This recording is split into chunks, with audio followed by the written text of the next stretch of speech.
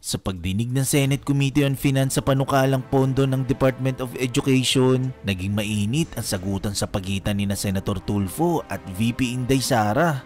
Pinuna kasi ni Senator Raffy Tulfo ang aniyay abuso sa tuwing may nagaganap na PTA meeting o Parents Teacher Association meeting dahil sa mga hinihinging kontribusyon o yung tinatawag na voluntary contribution mula sa mga estudyante o magulang.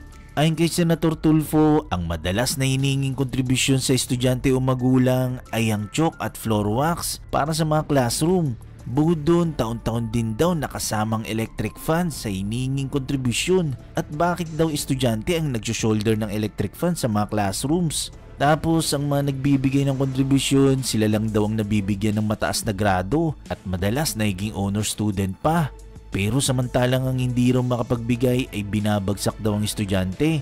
Kaya sinagot ni Vice President Sara Duterte si Senator Tulfo na kung gusto niya raw makatulong bilang senador, pwede naman daw itong gumawa ng batas na ipagbawal na ang voluntary contribution sa PTAs at DepEd na ang bahalang mag-implement nito. Ang sagot naman ni Senator Raffy Tulfo wala raw siyang kapangyarihan para gawin daw ang batas na sinasabi ni VP Sara. DepEd lang daw ang may kapangyarihan na ipatigil ang PTA contribution. For schools. Yusek Escobedo. Yes, VP, go ahead. Yes, Madam Chair, Your Honor, we take note of your advice. You don't answer, you don't sign department orders. We take note of your comments, Your Honor. Thank you, but Your Honor, they must answer these questions because I would like to put on record my manifestation of support for the budget of DepEd as a courtesy to our Vice President, Sara Duterte. However, I have some few questions and suggestions na kailangan ko pong erase kasi if I don't do that, I'll be remiss of my duty as a senator na nilapitan na maraming mga magulang na mag-aaral sa public elementary and high school para ilabas yung kanilang mga hinaing na karamihan sa mga magulang na ito ay mga mahihirap.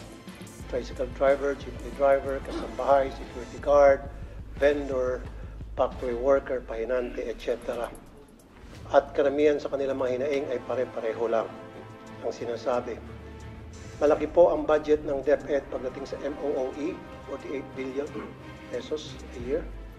And yet, every single day, nakakatanggap po ako ng reklamo mula sa mga magulang na mga mahirap natin mag-aaral para sa kontribusyon.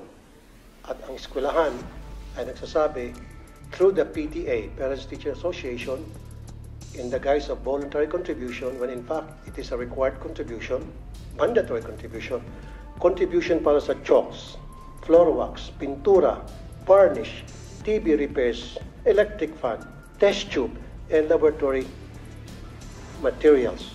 Kasama dyan yung printer. At alam ko po, yan ay napapaloob sa supplies and equipment na meron pong bilyones na budget from DepEd. Isa pa po, or ilan pa po sa mga sinisingil na mga public schools sa mga mag-aaral, mga magulang, ay utility bills. Yung bayad para sa kuryente, ay hiningi ng contribution na para magbayad yung mga mag-aaral. Yung bayad para sa janitor, yung bayad po para sa mga security guard, yung bayad po para sa repair ng CR, and pati po dun sa field trip na sana po ay libre. Now, ang tanong, can somebody run me through, paano po ba nadi-distribute, nadi-disburse yung billions and billions of pesos para sa mga nabanggit ko? How is it being distributed? At bakit po hindi nakakarating sa mga eskwelahan na marami sa kanila mga guro? In fact, I talked to some of them. Of course, I'm not gonna mention their name for obvious reason. Wala na po nakakarating sa kanila. Kaya ang nangyari, nagre-remedyo po sila at ni-require nila yung mga kanilang mga estudyante na mag-contribute. Paano po nagiging required to? Kasi what they do is they call a PTA meeting.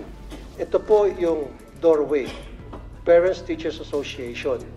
So pagdating po sa PTA, ngayon, ang first agenda palagi is kailangan natin magbigay ng contribution para sa chalk, floor wax, etc., etc. Kailangan natin magawa agad ito. So ang nangyayari, yung mga magulang ng mga estudyante na walang-wala, napipilitan, peer pressure. Ilan doon sa mga magulang na mag-aaral na can afford, tumataas ng kamay. Yung mga hindi po nagbo-volunteer, hindi tumataas ng kamay, na binabagsak. Yung mahilig mag-contribute, mataas ang grado at honor students pa. Kaya ilan sa mga magulang na ito, napipilitan dumiskarte para lamang makapagbigay ng tinatawag na voluntary contribution daw. Pagsabihan niyo po, pag meron pong PTA meeting, dapat wala na akong pag-uusapan na tungkol sa contributions. Dapat ang pag-uusapan lang po sa lahat ng PTA meeting, i-require niyo po ay tungkol lang po sa academic performance ng mga estudyante o yung mga problema at hinaing ng mga estudyante, period. Kasi ang nangyari, tuwing PTA meeting, 101% ang unang agenda sa meeting na yan, and I have proof from parents and even teachers na ang first agenda tuwing magkakaroon ng PTA ay project. Ano ang pwede natin magawang project sa eskwelahan? Repair para sa CR, varnish para sa silya na nasisira na, bili tayo ng chalk, bili tayo ng floor wax, bili tayo ng ganito, ganon. Ang mga estudyante na walang pang contribute, kuminsan pinapahiya pa, nilalagay pa po sa group chat. Ito, nag-contribute na si Juan, si Mario, si Pedro. However, si Rolando hindi pa nag-contribute, si Petra hindi pa nag-contribute. So napapahiya yung mga hindi pa napapag-contribute na nape-pressure po. And I agree, dapat papawiin natin sila sa pamagitan ng pagbigay ng quality education. Pero how can we give these students quality of education kung kulang-kulang? And then, we're teaching these kids to be corrupt when they grow up. How and why? Because they know and they knew na yung paghingi sa kanilang contribution ay pangingikil. Sir, So pag lumaki po itong mga estudyante, makikita nila na okay lang pala yung mangingikil kasi si teacher nangingikil sa amin. So paglaki nila, there's the possibility na baka mangingikil sila. okay. Senator Tulfo, your time is up, no? You've been informed that your time is up. You've responded, but kindly respond again. Yusek Escobedo. Madam Chair, Your Honor, number one, you asked the question on how you can help. Paano kayo makatulong na senator na kayo ngayon? Pwede po kayong gumawa ng batas na ipagbawal po ang voluntary contribution sa mga PTAs. And then, pwede po nating i-implement yan. May penalties po yung teacher or parent na mag-insist na merong voluntary contribution. Ang mga PTA po, just like all the other associations, are guided by the majority. Kung ano po yung nadesisyonan ng majority doon sa kanilang association, yun po yung nasusunod. Now, it is a voluntary contribution. Ibig sabihin, hindi po pinipilit yung mga estudyante o yung mga magulang na mag-contribute kung yun man ang nadesisyonan na project ng PTA. Marami po tayong mga stakeholders na iba-iba po yung projects nila sa ating mga paaralan. Hindi lang po mga PTA, but we have NGOs, we have private sector donors who partner with our public schools sa mga specific na projects nila in certain schools. Ganito po din yung ating mga PTA. Pinag-iisipan po ng teachers and ng parents kung paano sila makatulong doon sa eskwelahan para sa pag-aaral ng mga bata. But then again, as I said, these are voluntary contributions. Pwede po nating ipagbawal, gagawa po tayo ng batas para po merong penalty. Madam Chair, pwedeng konti na lamang. Una, wala pong kapangyarihan na para ipatigil yan. Pero however, meron pong kapangyarihan ng DepEd na para ipatigil po yung tinatawag na voluntary contribution sa PTA. Now, doon sa questions ko, hindi pa ata nasasagot. Pwede ba pakisabi sa akin paano po na-disburse yung pong MOE?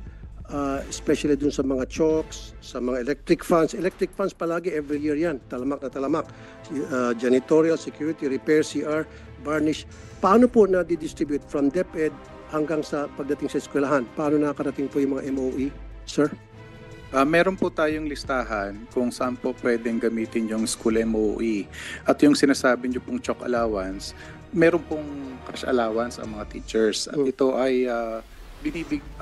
ay taon-taon na ibinibigay sa mga teachers. Kaya hindi po tama na mag-demand ang PTA na magsosolicit ng contribution from the members of the PTA para mabigyan ng chalk allowance ang mga teachers because meron ngang panukala sa both chambers of Congress na i-increase yung cash allowance to 10,000. Good. Kasi sir, katulad yan, aside from chalk, floor wax, pintura, varnish, alam ko kasi sa LGU, meron po atang allocated na 1% from the real property tax ata. Na SAF po. SAF para sa maintenance ng school. So doon po pwedeng kumuha kayo ng dagdag budget. Wag lang po sana humingi sa mga estudyante. Kasi nga talaga sir, every single year, palagi pong kasama doon sa paghingi ng contribution ng electric fan. So bakit po kinakailangan ang mga estudyante ang mag-shoulder ng electric fan ng bawat classroom? Sir. Yes, opo sir. Magkakaroon po kami ng, maglalabas kami ng memorandum and directive to all our schools. Yusek Escobedo. Yes, VP, go ahead. Yes, Madam Chair, Your Honor. We take note of your advice. You don't answer, you don't sign department orders.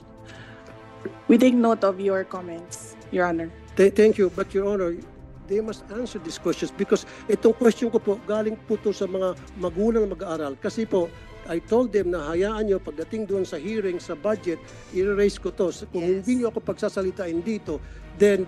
Pinagsasalita naman po kayo. Hindi kasi sinasabi, wag daw sagutin. Hindi, the VP would like to be the one to answer the Okay, question. thank you. That's my understanding. No, I'm just Thank you, moderating Madam. for everybody. Like I said, The VP wanted to answer instead of her Yusek. Like I said, supporter po ako. Hindi ko po questionin yung budget. Ayaw ko pong bawasan. In fact, I'd like to put it on record, kung dadagdagan pa yung budget ng DepEd, I will support. Kaya lang, kailangan ko lang po ng mga kasagutan sa ilang katanungan ng mga magulang na mag-aaral. I don't have anything against. In fact, confidential fund na marami nagka-question, I don't give a heck about that. Walang pakialam dyan. Ang pakialam ko talaga, yung hinain ng mga magulang. Yun lang po talaga. So, paki-answer lang po.